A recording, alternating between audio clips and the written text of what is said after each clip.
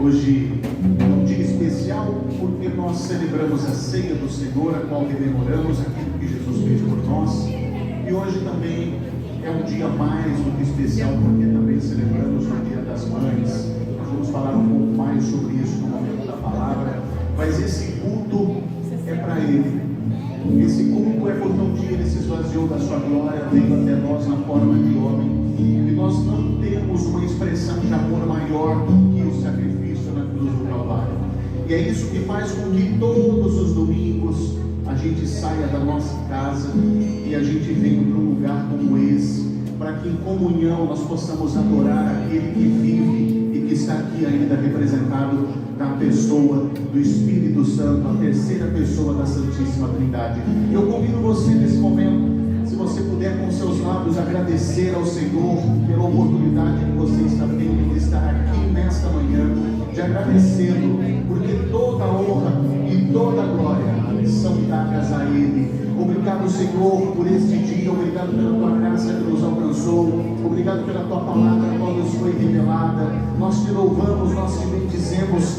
Nós temos certeza. Nós não viemos aqui no sentido de barganhar, de vir aqui para que o Senhor nos dê algo. Não. Nós estamos aqui porque nós Te amamos, porque nós Te adoramos, mesmo sabendo que antes de Te amar, o Senhor nos amou primeiro. Obrigado, meu Deus, por essas mães aqui representadas, por aquelas pessoas que um dia se tornarão mães, mas que nesse momento o Senhor possa olhar para o nosso coração, que o Senhor possa quebrantar o nosso coração para que possamos viver de acordo com a Tua vontade e viver para o Teu reino. Toda a honra e toda a glória sejam dadas a Ele. Se você puder começar a adorar com a melhor salva de palmas, exaltando a Ele hoje e sempre.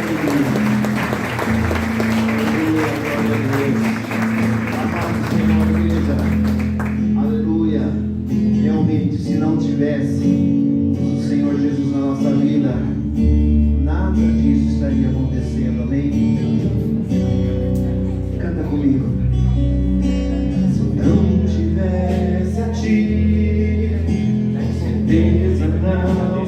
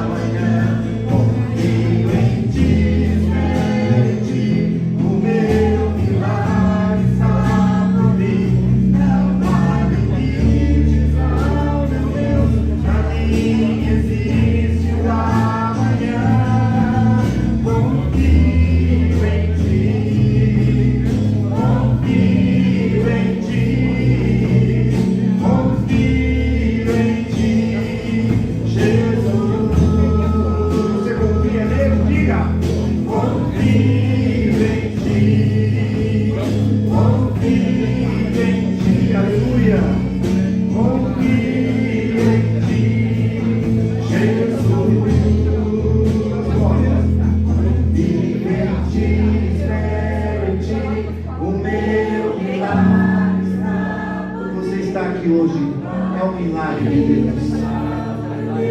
Pra mim existe o amanhã. Quantos filhos está nesse lugar hoje? Mas não podem. É milagre de Deus na nossa vida. Aleluia. Pra mim existe o amanhã. Confio em ti. Confio em ti, Jesus. Confio em ti, confio em ti, confio em ti, Jesus. Pois aplauda o Senhor Jesus, aleluia. Glória a Deus. Se não fosse Jesus, o que seria de nós, hein? Nós vamos entregar nessa manhã, falar para Ele: olha, eu não vou dar louvor para ninguém, como disse o pastor no começo do culto, estamos aqui para adorar Ele. Então, ao único que é digno, só Ele, amém? Enquanto muitas pessoas louvam a carne, nós louvamos o Deus eterno. Aleluia. Fecha os seus olhinhos. Ao único que é digno de receber. Essa música você conhece, hein? A honra e a glória, a força e o poder. Ao Rei eterno, imortal, invisível, mas real, a Ele ministramos. Nosso louvor é para ti, Jesus, essa manhã. Aleluia. O único que é digno de receber toda a honra, toda a glória, a honra e a glória, a força e o poder. Ao Rei eterno, imortal, invisível, mas real, a Ele ministramos o louvor. Coroamos a ti, ó Rei Jesus. Coroamos a ti, ó Rei Jesus. Adoramos o teu nome, nos rendemos aos teus pés. Consagramos todo nosso ser a ti. Aleluia. Fecha os seus olhinhos. Vamos sentir a presença de Deus nesse lugar. Ele está aqui, aleluia. Ele preparou essa manhã para nós. Lá no céu, tem um comentário do céu assim, ó. Estão chegando, vão adorar. Vamos receber a nossa aleluia. Invisível, mas real, a Ele ministramos o louvor. Vamos coroar. Coroamos a ti, ó Rei Jesus. Coroamos a ti, ó Rei Jesus. Adoramos o teu nome, nos rendemos aos teus pés.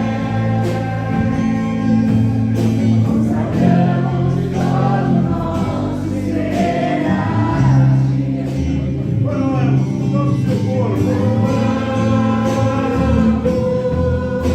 A ti, ó Rei Jesus. Coroamos a ti, ó Rei Jesus. Adoramos o teu nome e nos rendemos aos teus pés. Consagramos todo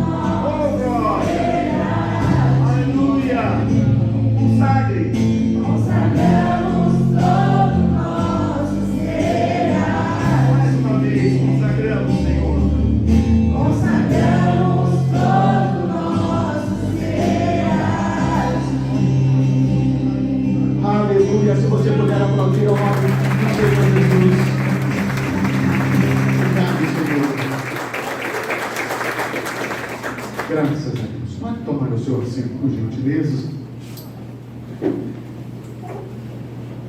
A palavra de Deus nos ensina a sermos generosos. Quando a gente fala de dinheiro dentro da igreja, nós não estamos falando para arrecadarmos, para querermos ter segundas intenções, mas a gente entende que a semeadura é um princípio bíblico e não somente aplicado dentro do discipulado cristão, mas como nas mais variadas religiões se fala sobre semear. E quando nós lemos a palavra e nós percebemos que há princípios condicionais, ou seja, há princípios e promessas de Deus que necessita de uma condição para que algo aconteça. E aí algumas pessoas podem dizer, mas pastor, o nome disso não é barganha ou troca? Não, porque quando nós fazemos algo de forma abnegada, ou seja, fazemos algo sem esperar nada de troca, consequentemente o Senhor, olhando para o nosso coração, Ele vê um coração transbordando de gratidão. E nós expressamos isso de que forma? Na generosidade. E algumas pessoas, elas expressam com ações, com atitudes. E é por isso que toda a nossa liturgia de culto, ela tem um momento em que falamos sobre semearmos. Então, você que hoje vai semear na casa de Deus, você que hoje vai trazer uma oferta, você que hoje vai fazer a devolução de um dízimo, nós temos 3 formas de contribuição. Pelo Pix são 2 contas, a gente tem a do Banco Santander, a chave Pix é o e-mail da igreja, e temos a do Banco Bradesco, a chave Pix é o nosso CNPJ, é o 62955-505-059994. Ou você pode trazer em espécie, independente da forma que você contribuirá. Não se esqueça que não é dinheiro que você traz aqui, mas você traz sementes. E quando semeamos, as sementes germinam e no seu tempo certo elas frutificam. Vamos orar e apresentar a Deus as nossas ofertas. Pai, em nome de Jesus, nós apresentamos a Ti os dízimos e as ofertas que serão revertidos para o sustento da Tua obra. Abençoa os que Te honram, em nome de Jesus. Você pode sair do seu lugar com alegria e trazer o seu melhor para Deus, cantando.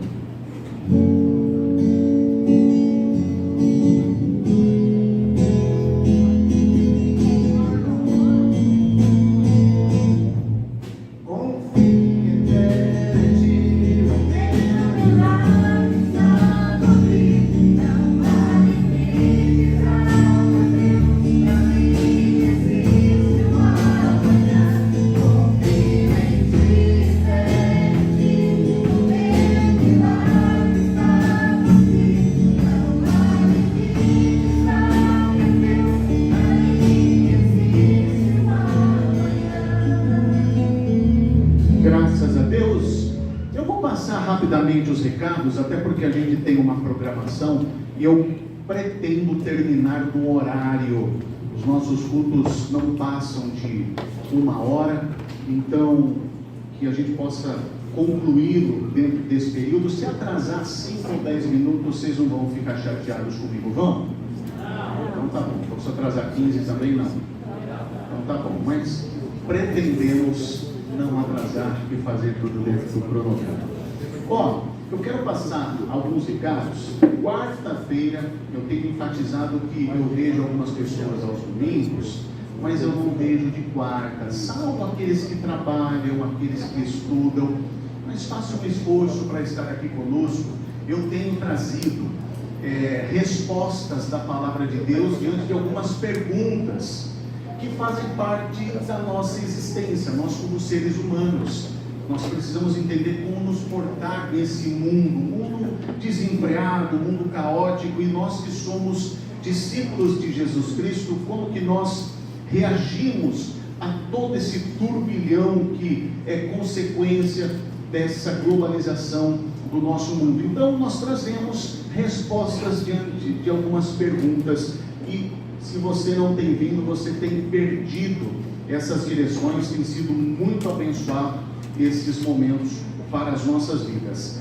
Agora, eu vou pedir para que você anote na sua agenda, no dia 11 de junho, é uma quinta-feira, dia 11 de junho, uma quinta-feira, Dia 12, todos sabem que celebramos o Dia dos Namorados, e no dia 11, uma quinta, por que não no dia 12? É para você ter no dia 12 um momento mais íntimo, reservado, você que namora, ou você que é noivo, ou você que é casado, então que você tenha o dia 12 para você fazer algo em especial com a sua companheira, com o seu companheiro.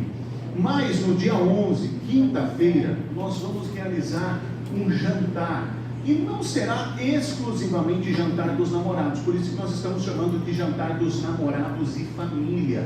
Então, ele vai abranger todos os casais que quiserem participar, e ao mesmo tempo pessoas que estão sozinhas, mas que querem também serem ministradas, participar desse momento de comunhão.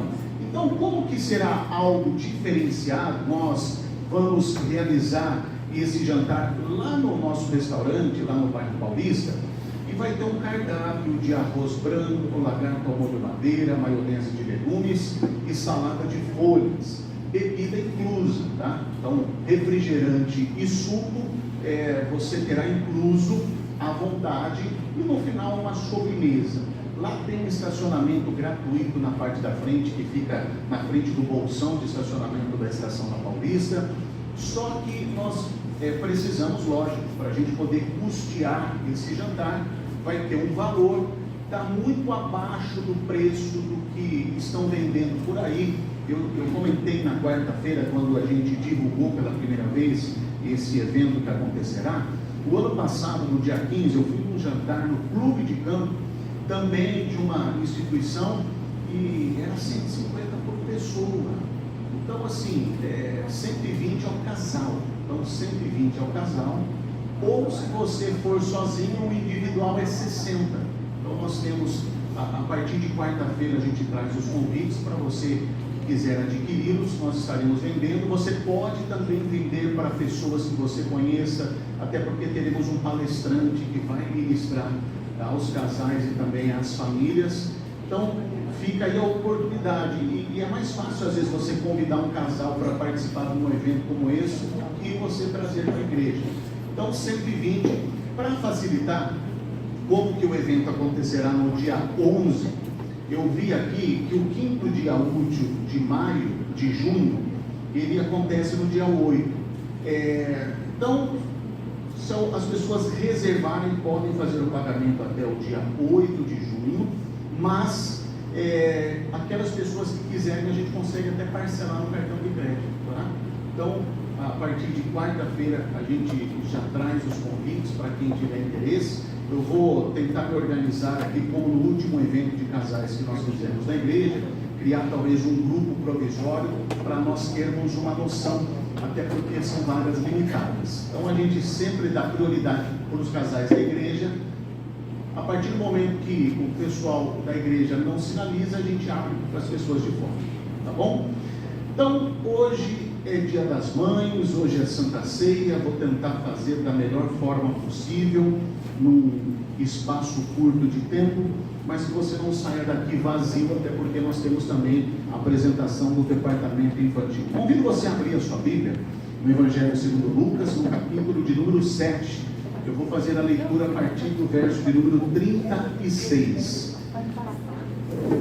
Evangelho segundo Lucas, capítulo 7, versículo de número 36. O tema da ministração de hoje, para quem gosta de tomar nota, é a mesa da graça, o amor que nos recebe e nos transforma. A mesa da graça, o amor que nos recebe e nos transforma. Lucas capítulo 7, verso 36, diz assim: convidado por um dos fariseus para jantar, Jesus foi à casa dele e reclinou-se à mesa.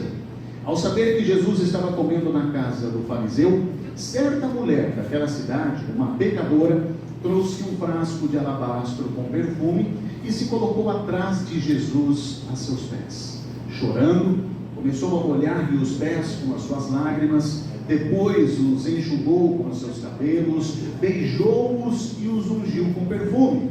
Ao ver isso, o fariseu que o havia convidado disse a si mesmo: se este homem fosse profeta, saberia quem nele está tocando e que tipo de mulher ela é, uma pecadora.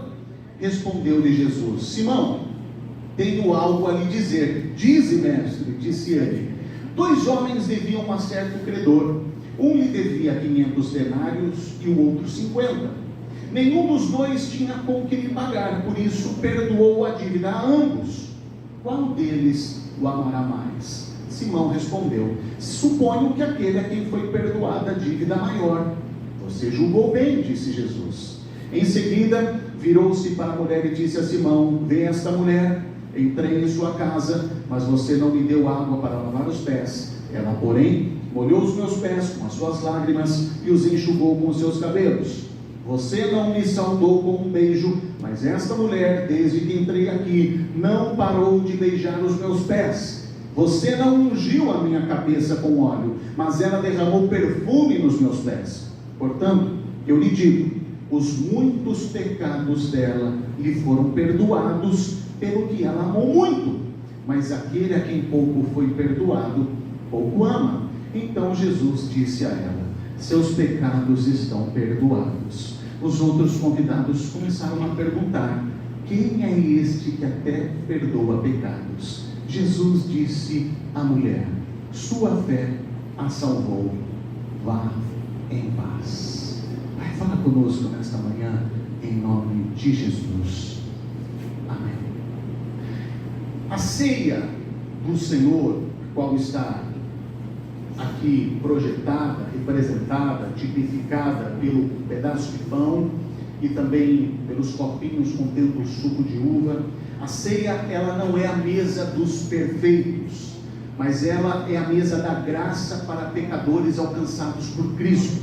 Então, além de celebrarmos a Eucaristia, que é a ceia do Senhor, hoje nós também celebramos o Dia das Mães.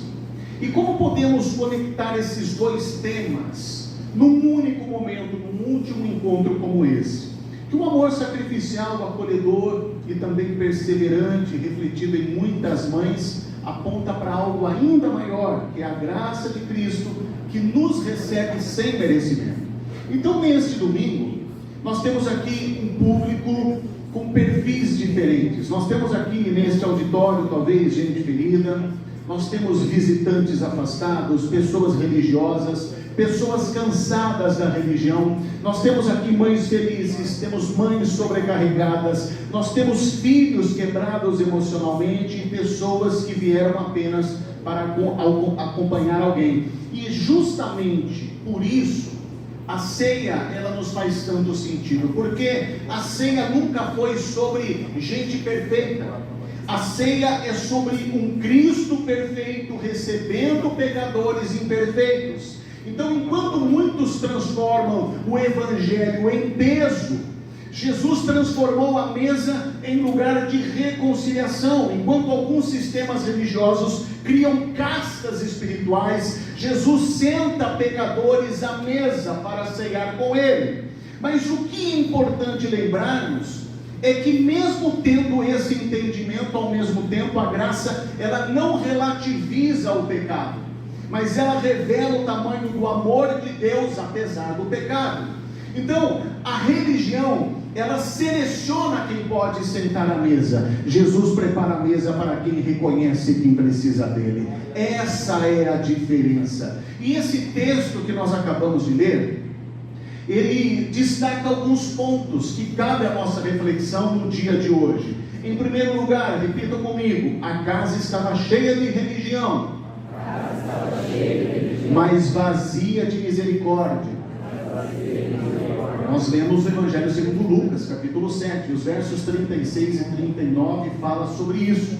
Jesus, ele entra na casa de Simão, o homem fariseu. E quem era o fariseu? A gente precisa entender que o fariseu na época de Jesus, ele era o zeloso pela lei. Então o farisaísmo, ele surge no exílio babilônico. Então, quando a Babilônia torna Israel cativa, ou seja, faz do povo de Israel escravo e toma o território israelita, alguns são expulsos da sua terra, levados como escravos para a Babilônia, e outros permanecem dessa forma ali no território israelita, mas sobre o domínio babilônico. E os anciãos, os israelitas mais antigos, mais experientes, eles preservavam a tradição oral do povo de Israel, até porque não tinha o que nós temos hoje, que chamamos de Bíblia. Naquele momento a Bíblia estava sendo escrita. E como eles foram expulsos da sua terra, eles não podiam mais adorar no templo em Jerusalém. Então as romarias aconteciam em determinadas festas judaicas, em que todas as tribos se dirigiam até Jerusalém, na tribo de Judá, e ali eles se reuniam, e era um momento em que havia a comunhão. Quando a Babilônia invade, eles são expulsos, eles não têm mais onde se reunir. Mas para manter viva a tradição do povo de Israel, a lei que foi entregue por Deus a Moisés, surgem as reuniões em outros lugares, que significa sinagogar, e daí surge o termo sinagoga. E na sinagoga, esses homens, peritos na lei, eles começam a escrever os Pentateucos ali. Eles começam a colocar no papel a lei que está ali nos primeiros livros da Bíblia. E eles são ali peritos na lei. Então, quando nós falamos de fariseu, nós falamos de um grupo religioso, à época do Antigo Testamento, e principalmente é o grupo que mais se destaca na época de Jesus, quando ele esteve na terra. E se nós compararmos aos dias de hoje, nós podemos dizer que o fariseu é semelhante a nós evangélicos. O povo que diz conhecer a palavra, o povo que diz ser praticante da palavra de Deus. Só que a gente vê muita hipocrisia, e Jesus denunciava isso, porque Jesus, enquanto ele não estava acolhendo os que eram marginalizados, Jesus, enquanto esteve nas sinagogas, ele simplesmente, ele era um pouco incisivo. Jesus, ele era um pouco sério e direto a dizer: bando de hipócritas. Então a gente percebe esse comportamento de Jesus quando ele está em meio aos religiosos. E Jesus, ele entra na casa deste fariseu, um homem chamado Simão. Então observe, João e Ângela, que o ambiente, ele era religioso.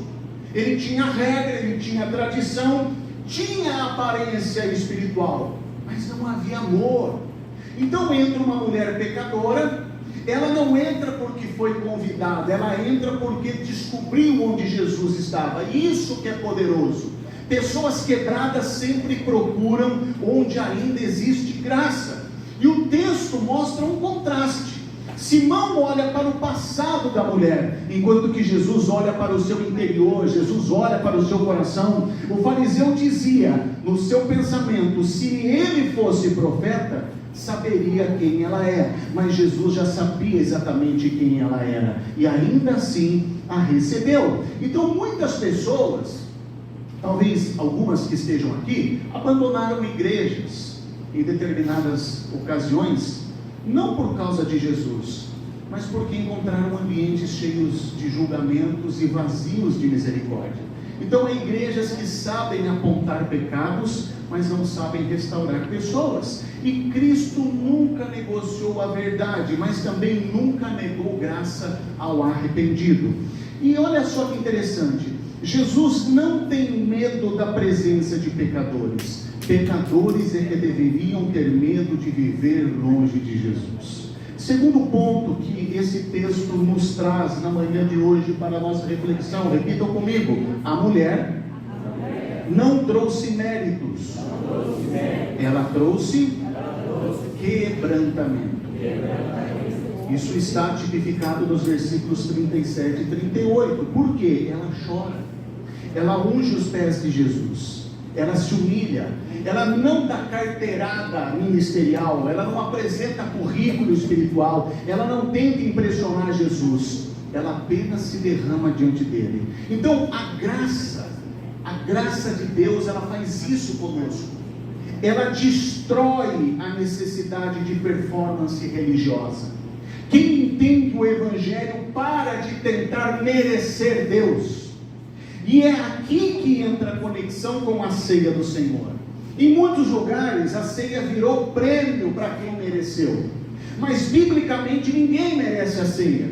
A ceia não é recompensa por perfeição ou recompensa pela sua vida religiosa. A ceia é memorial da cruz para pecadores dependentes da graça de Deus. Paulo, ele não diz: examine-se para ver se você é digno. Mas ele diz: examine-se, pois, o homem a si mesmo. Por quê? Porque nunca houve dignidade em nós, porque a dignidade está no Cordeiro. Quem entende isso, dá glória a Deus. Então muitas pessoas vivem escravizadas espiritualmente. E como que eu posso identificar isso, pastor? Pessoas que têm medo constante, culpa manipulativa, e pessoas que ainda são escravas da religião. E por mais que aqui no Areião a gente prega o evangelho da graça, e não confunda pregar a graça com você falar de libertinagem. Isso aí é papo furado para quem não quer nada com nada. É muito fácil viver uma vida assim. Então, se você quiser viver uma vida em rédeas curtas, o problema é seu, mas não há mais condenação para os que estão em Cristo Jesus. Tudo foi purificado pelo sangue do Cordeiro. E se você não tem um entendimento disso, isso não vai mexer com você, porque não é uma vida religiosa que te transforma, mas é quando eu reconheço o que Jesus fez na cruz por mim. Então tem gente que ainda tem culpa manipulativa, sensação de nunca serem suficientes, tem uma espiritualidade baseada em terror e não em relacionamento. Mas o Evangelho, ele anuncia arrependimento verdadeiro, transformação real, santificação, porém fundamentados na graça e não no medo de Deus. Santidade não é moeda para comprar Deus, santidade é fruto de quem já foi alcançado por Ele. Repita comigo: quem vive tentando merecer o amor de Deus, nunca descansará na obra completa da cruz. Terceiro ponto que eu entendo com essa passagem, repita comigo: o amor daquela mulher era a resposta à graça que ela recebeu.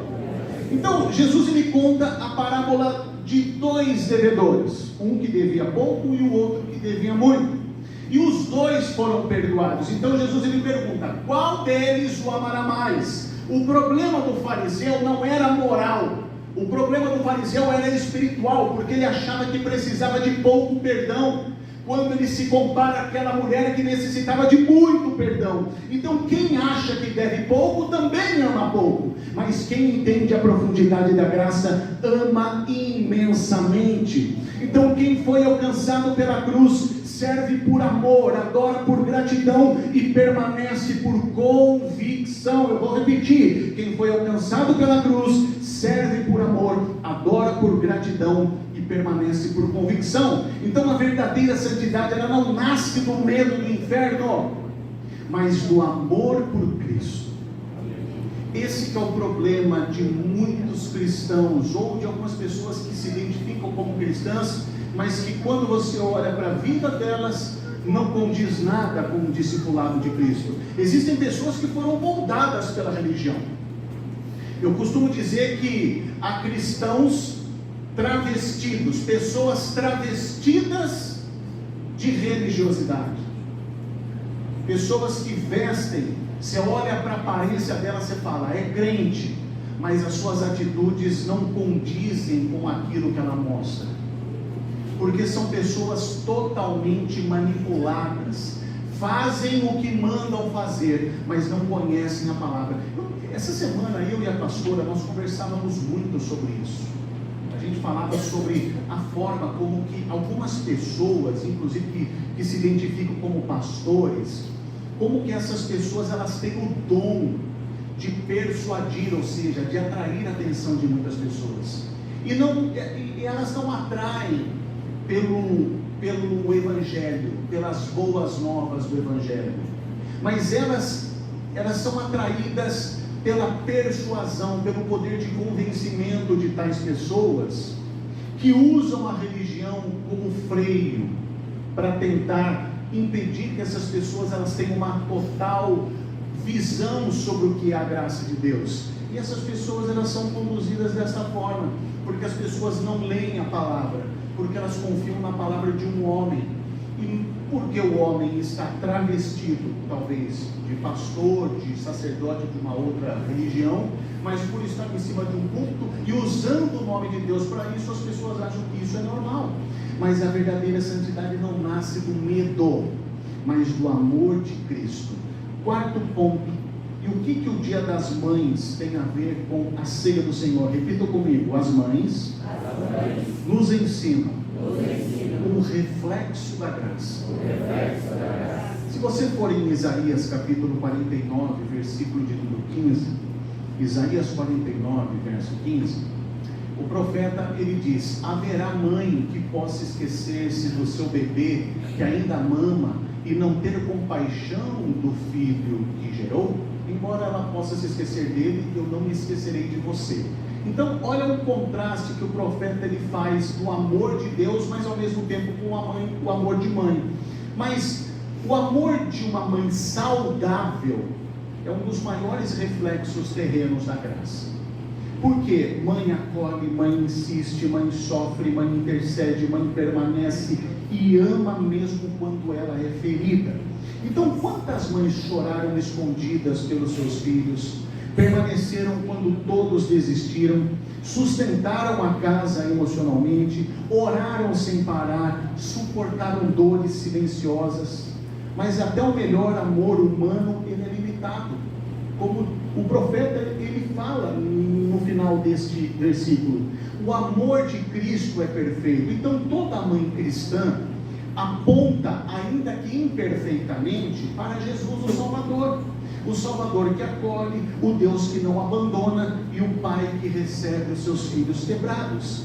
Então neste culto hoje nós podemos encontrar mães felizes, mães cansadas, mães feridas, mães que perderam filhos, filhos que perderam mães.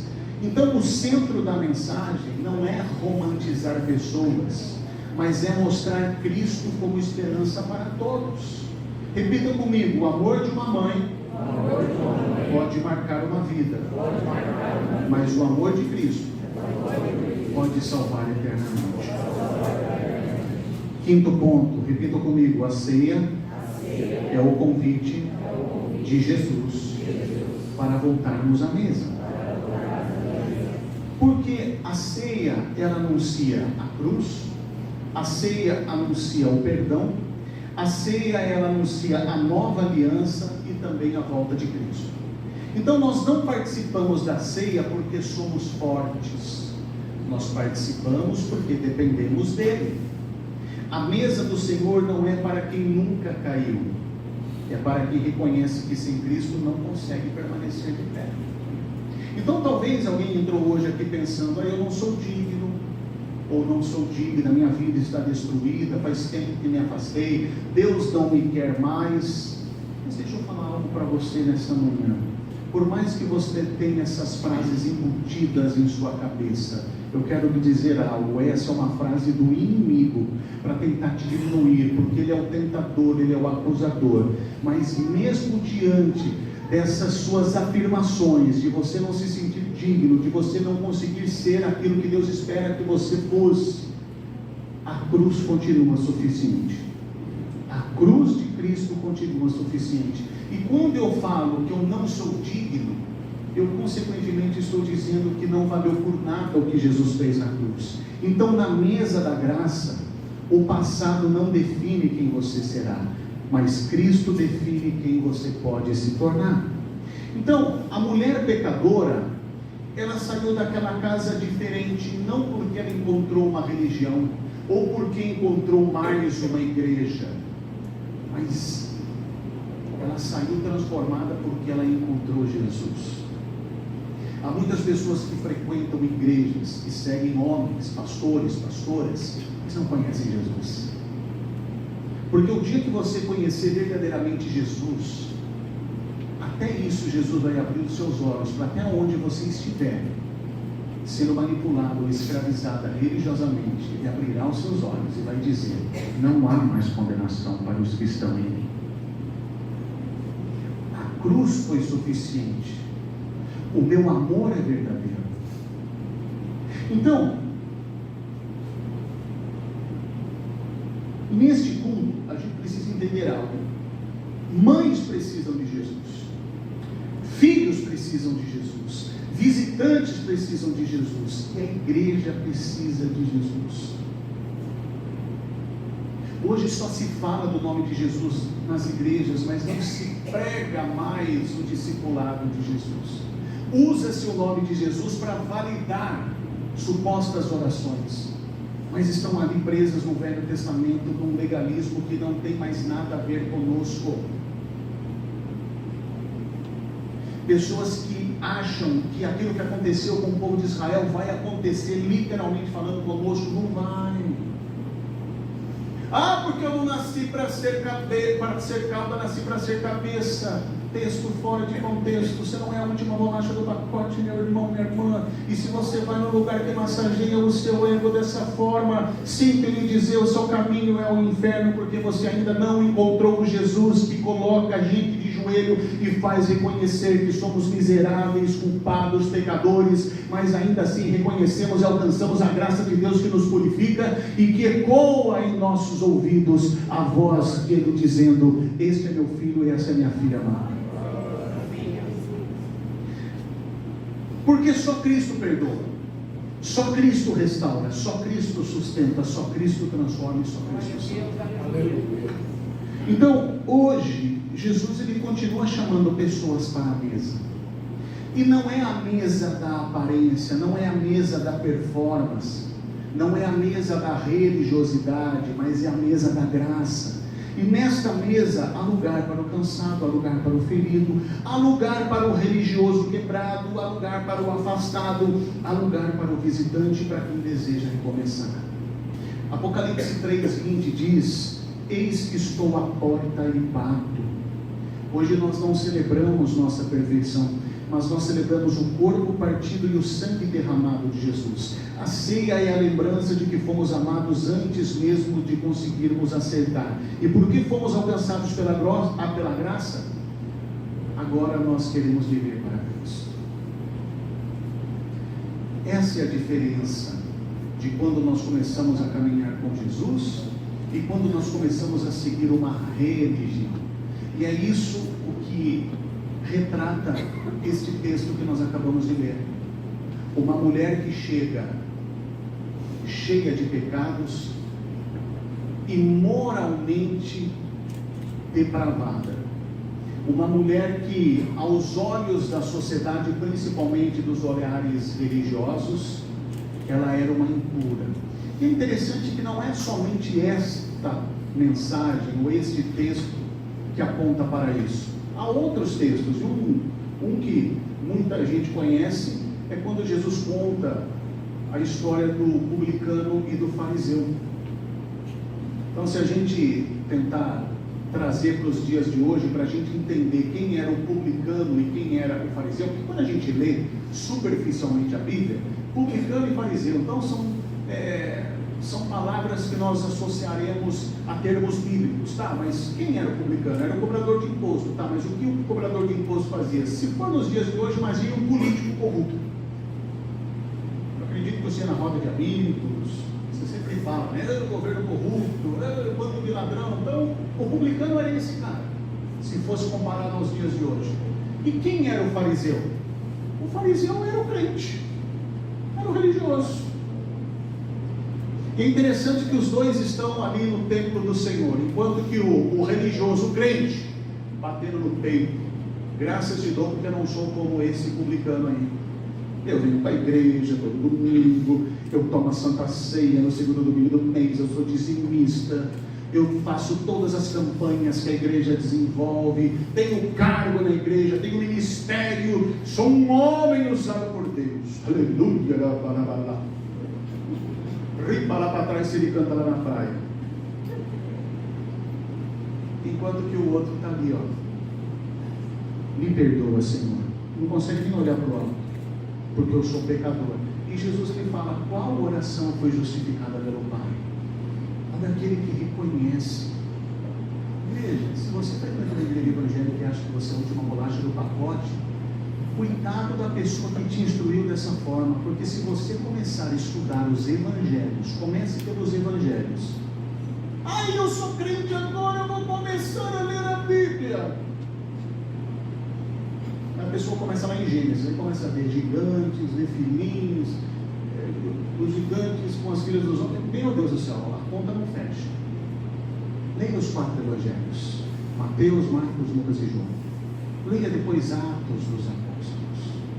Leia as epístolas paulinas, as epístolas de Pedro, de João, de Tiago, a carta de Judas. Deixa o Apocalipse para depois. Aí você volta para conhecer a história de Israel, de onde veio Cristo, o Messias, o Salvador.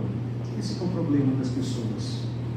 As pessoas não conhecem o Evangelho, elas conhecem religião. E a religião ela é baseada em forma de dogmas e doutrinas. E lá fora, nós não podemos ser reconhecidos por frequentar uma denominação religiosa. E as pessoas reconhecem como? Um adesivo no carro, com as músicas que ouvem, algumas denominações ainda pelas vestimentas. Mas um verdadeiro discípulo de Jesus, ele não é reconhecido pela igreja que frequenta, mas ele é reconhecido pela luz que ele emana, que sem abrir a boca e citar versículos, as pessoas reconhecem: essa pessoa tem algo diferente, essa pessoa tem algo que me traz paz, e eu queria ser como essa pessoa. E o que acontece? E essa pessoa diz: não vivo mais eu, mas Cristo vive em mim. E não é porque uma pessoa dessa, que reconhece o Cristo que morreu na cruz, que ela vai viver uma vida em perfeição. Pelo contrário, mas a todo momento ela reconhece que ela necessita da graça de Deus para que ela possa estar a todos os momentos sentada à mesa. Essa é a diferença da religião e do discipulado de Cristo. Por isso que a mesa da graça ela faz isso. Quando eu entendo o amor que nos recebe, é esse amor que me transforma. É esse amor que vai me transformar como pai, é esse amor que vai me transformar como filho, é esse amor que vai me transformar como empregado na empresa que eu estou. Se eu sou patrão, a forma como eu me relaciono com os meus funcionários. Porque não tem como eu ser cristão e dar balão, querer sair mais cedo, roubar a hora, fazer corpo mole, mentir com um atestado médico. Isso não é discipulado de Cristo. Isso é falta de caráter, de hipocrisia de um fariseu, de um crente religioso. É o que Jesus mais combateu. E quando nós entendemos a graça, nós também podemos, neste domingo, fazer essa associação com essas mães aqui representadas. Que mesmo o texto que nós lemos em Isaías, ainda é um amor imperfeito, porque perfeito é somente o amor de Cristo. E quando nós absorvemos e recebemos esse amor, toda aquela falta de um amor imperfeito que nós recebemos aqui na terra, ele é suprido. E o nosso coração é quebrantado a ponto de entendermos certos quesitos da história. Porque algumas pessoas julgam: eu sou porque fizeram isso comigo. Mas na realidade, quando você é alcançado pela graça de Deus, esse amor que te transforma, faz você enxergar uma história por trás, que isso é consequência de uma vida distante de Deus.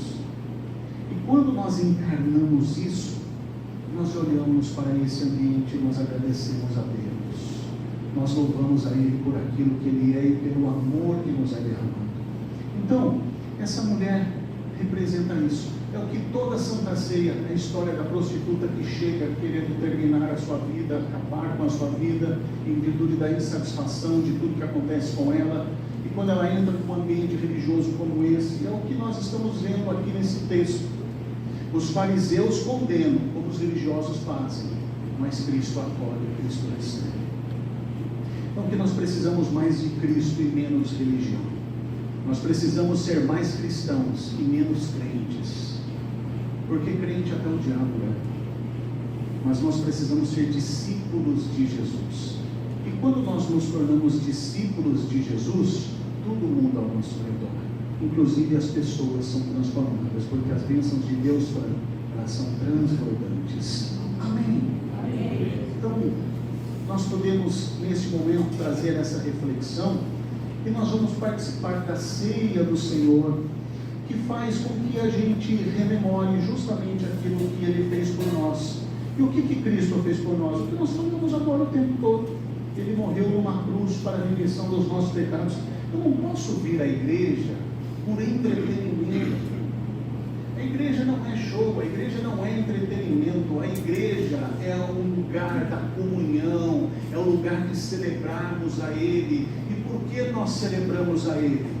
Nós celebramos a Ele porque hoje o maior inimigo do homem não vai nos vencer, porque Cristo já venceu, Cristo já o derrotou. E algumas pessoas podem dizer, é o diabo. Não, engano seu, o maior inimigo do homem é a morte. E é por isso que em Cristo Jesus nós somos mais que vencedores, porque a certeza que nós temos é que se Ele abriu o caminho para que eu e você possamos passar, nós estaremos na glória com Ele. E é essa a esperança que nos traz neste momento, quando nós olhamos para um pequeno pedaço de pãozinho cortado e nós vemos aqui um copo desse com suquinho de uva, mas que representam o corpo de Jesus e o sangue de Jesus, que tipificam a cruz. Então eu convido você a fechar os seus olhos, se você puder reclinar a sua cabeça, para que nós possamos participar da Santa Ceia do Senhor.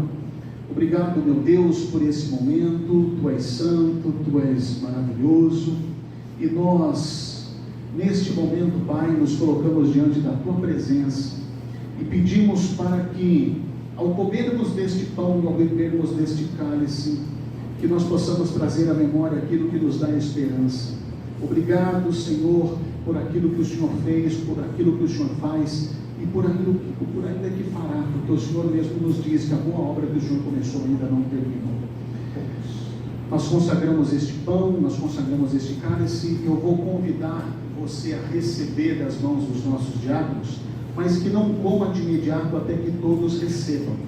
E assim nós vamos participar juntos da ceia do Senhor.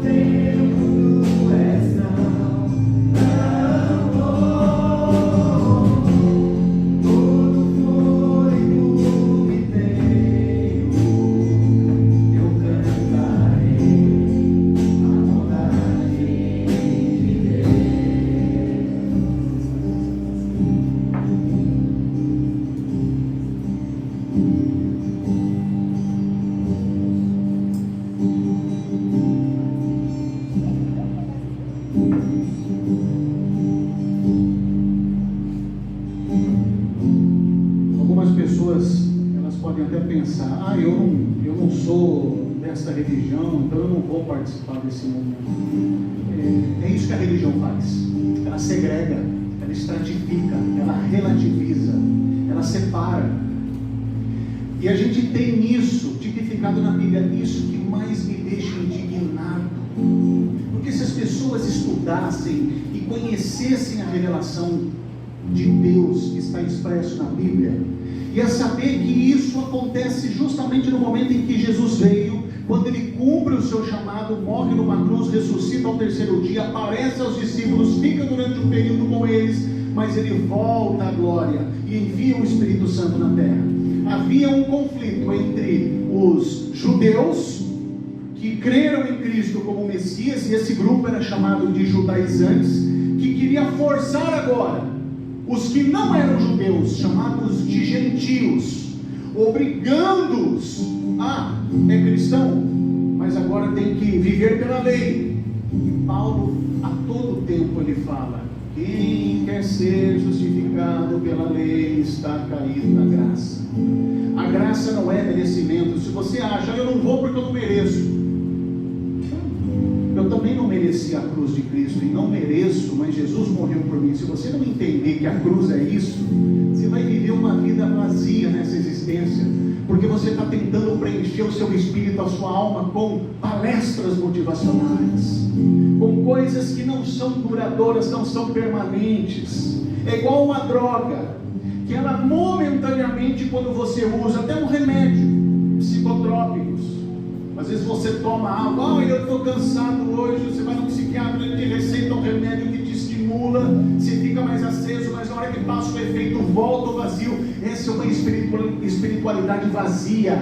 O discipulado de Jesus não faz isso conosco. O discipulado de Cristo nos faz termos vontade, desejo de estarmos na presença dEle, e não é somente num ambiente religioso como esse, porque Paulo ele enfatiza que agora não há mais muro, não há barreiras, não há mulher nem homem, não há escravo nem livre, porque não há gentil nem judeu, porque todos somos um em Cristo Jesus. E se não encarnar essa verdade, eu vou continuar vivendo uma vida religiosa artificial, superficial, e que vai momentaneamente me dando doses, mas que faz com que eu deseje cada vez mais. E o mundo de hoje, inclusive, viu um nicho de mercado para alcançar essas pessoas, porque isso é consumo de religião. E hoje você tem na internet, você tem lugares que oferecem religião à la carte. Então, se você se identifica como um grupo que é classificado de evangélico, que é o cristão protestante, aí você fala, hoje eu estou aqui, amanhã eu estou ali, porque você consome religião. Isso nunca vai saciar a sua alma. Sabe por quê? Porque o que vai te permanecer no caminho, fazer permanecer no caminho, é seguir a Jesus, é entender o propósito dele, que ele morreu numa cruz, e a forma de eu expressar essa gratidão é viver como ele viveu. Eu sei que eu não vou conseguir fazer isso, mas é por isso que ele pega os dois principais mandamentos. O resto ele coloca aqui, ele fala assim, amai Deus sobre todas as coisas e o próximo como a ti mesmo. De nada vale você ter religião, mas não ter amor. É isso que nós precisamos entender. Você chegar na sua casa hoje, mãe, talvez aquele filho problemático, irresponsável, que só te dá trabalho, respondão, o que você tem feito? Eu não aguento mais. Tem sido essas as suas queixas e lamentações? Você não acredita que Jesus pode transformar? Ore. Se o seu filho te fala, eu te odeio, ele falou da boca para fora, ele representou um papel de um filho rebelde, de um filho que ainda não tem maturidade para entender certas coisas. Não responda com palavras de ódio, responda com eu te amo. Por isso que Jesus ele fala, a lei diz, olho por olho, dente por dente, mas se alguém ferir a tua face esquerda, ofereça a direita. Então, a gente precisa ser discípulo de Jesus. E você, mãe, não desanime, porque as mulheres têm esse papel no discipulado de Jesus.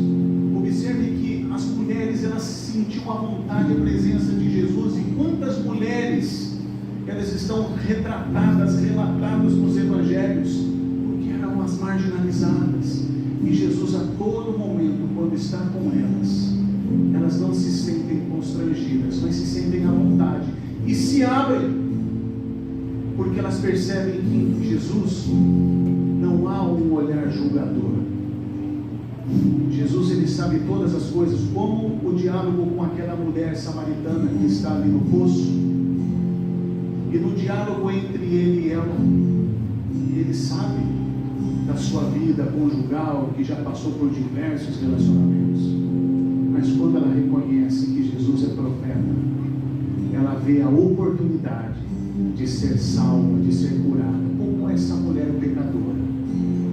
Então que nós possamos ter essa consciência de que o reino de Deus é uma realidade acessível, acessível para a sua casa, acessível para a sua vida, para a honra e glória do Senhor Jesus. E que quando nós participarmos da Santa Ceia do Senhor, esse é o convite para sentarmos à mesa. Faz parte de uma liturgia religiosa, mas no fundo isso nos rememora tudo isso que Jesus fez por nós. Tomai todos, comei e bebei, esse é meu corpo e meu sangue que é dado por vós. Fazei isso em memória de mim, em memória do Senhor Jesus. Vamos todos participar da Santa Ceia do Senhor.